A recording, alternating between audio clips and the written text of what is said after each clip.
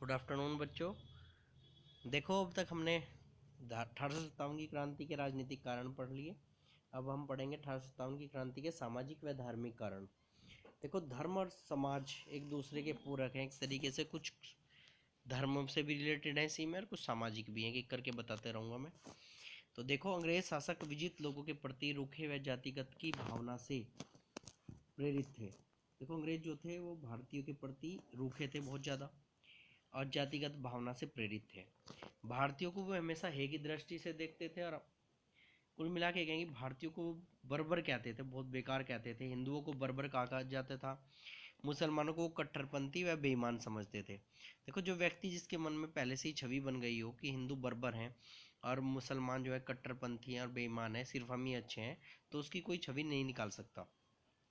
यूरोपीय अधिकारियों का भारतीयों के प्रति व्यवहार कठोर व एहसानीय था। भारतीयों के प्रति बहुत कठोर व्यवहार रखते थे। वे भारतीयों को काला अथवा सुअर की संज्ञा देते थे। प्रत्येक अवसर पर भारतीयों का अपमान करते थे। कई बार शारीरिक अन्याय सहना तो संभव था, परंतु धार्मिक उत्पीड़न सहना बिल्कुल कठिन था या संभव नहीं था। देखो, एक व्यक्ति कोई भी हो, शारीरिक अन्याय तो एक बार को बर्दाश्त कर सकता है, लेकिन जब धार्मिक भावनाओं को ठेस पहुंचती है तो वो बर्दाश्त नहीं कर सकता।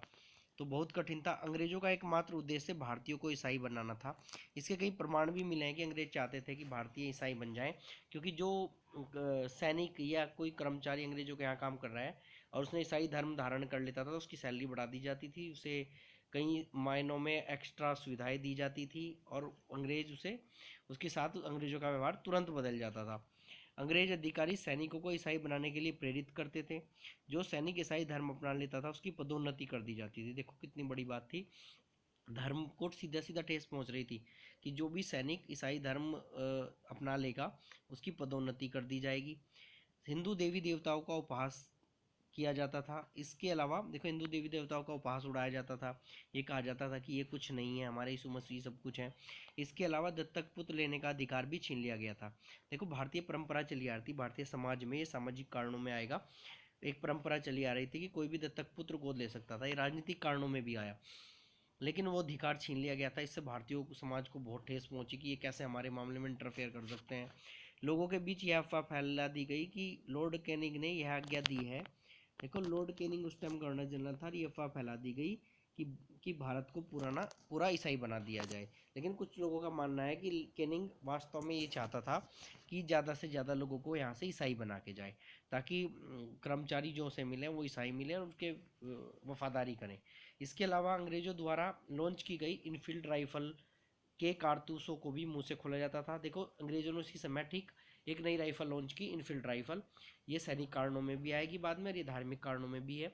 इनफील्ड राइफल के कारतूसों को मुंह से खोला जाता था, जिसमें सुअर व गाय की चर्बी प्रयुक्त होती थी। सुअर मुसलमानों के लिए अपवित्र है और गाय हिंदुओं के लिए पवित्र है। इससे दोनों का धर्म भ्रष्ट हो रहा था। देखो, ये बहुत बड़े रीजन बना, धार्मिक कारणों में भी आएगा। दोनों का धर्म भ्रष्ट हो रहा था। ग्रामीण भारत में बाइबल बांटी गई। जो अंग्रेज अधिकारी थे, अंग्रेजों के जो चर्च में काम करने वाले थे, नन थी, गांव गांव में घुमा करती थी, वो ग्रामीण भारत में लोगों को पैसे दे के ईसाई बना रही थी और यहाँ तक कि बाइबल बांटी जा रही थी। भारतीय सैनिकों को समुद्र पार कर विदेशों में भेजा गया। देखो, इससे डबल कारण हुए। एक तो सैनिक कारण हो गया ये, एक तो ये माना जाता था कुछ टाइम कि अगर समुद्र पार करके कोई सैनिक विदेश में जाएगा तो उसका धर्म भ्रष्ट हो जाएगा। एक तो ये धार्मिक कारण बन गया कि धर्म भ्रष्ट हो जाएगा। दूसरा, जब वे सैनिक विदेशों की सेवा करके वापस आते थे तो गांव में समाज में उनका बहिष्कार किया जाता था। अब सामाजिक बहिष्कार होगा तो सामाजिक कारण हो गया, वो उन्हें गांव में नहीं घुसने दिया जाता था, उनकी रोटियां बंद कर दी जाती थी। तो गांव से भी परेशान थे, गांव से निकल जाते थे। अंग्रेजों के साथ जाके धर्म भ्रष्ट हो रहा था। दूसरा, वेतन कम मिल रहा था। तो बहुत सारी समस्याएं उत्पन्न हो रही थी। भारतीय सैनिकों को समुद्र पार कर विदेशों में भेजा गया, जिससे उनकी धार्मिक भावनाओं को ठेस पहुंची। उपरोक्त सामाजिक व धार्मिक कारणों ने 1857 के विद्रोह में काफ़ी बड़ा योगदान दिया। और देखो, ये चिंगारी का काम किया इन्होंने। एक तो इनफील्ड राइफल हो गई, धार्मिक भावनाओं को ठेस पहुंच रही है, ईसाई बनाना चाह रहे हैं। यहाँ तक कि एक अंग्रेज अधिकारी ने तो ये कहा था कि अगर मैं भारत में और 5-7 साल रह गया तो भारत में कोई भी मूर्ति पूजक नहीं बचेगा और पूरा भारत ईसाई धर्म में कन्वर्ट कर दूंगा मैं। लेकिन ये पहले ही चाल समझ में आ गई भारतीयों की और इन्होंने क्रांति कर दी, ताकि इससे बहुत बड़ा इफेक्ट पड़ा अब कारण क्या रहा, कैसे ये विद्रोह आगे नहीं बढ़ पाया, वो अब बाद में पढ़ेंगे। अभी एक कारण और रह गया, सैनिक कारण, उसे बाद में करते हैं। फिलहाल के लिए धन्यवाद।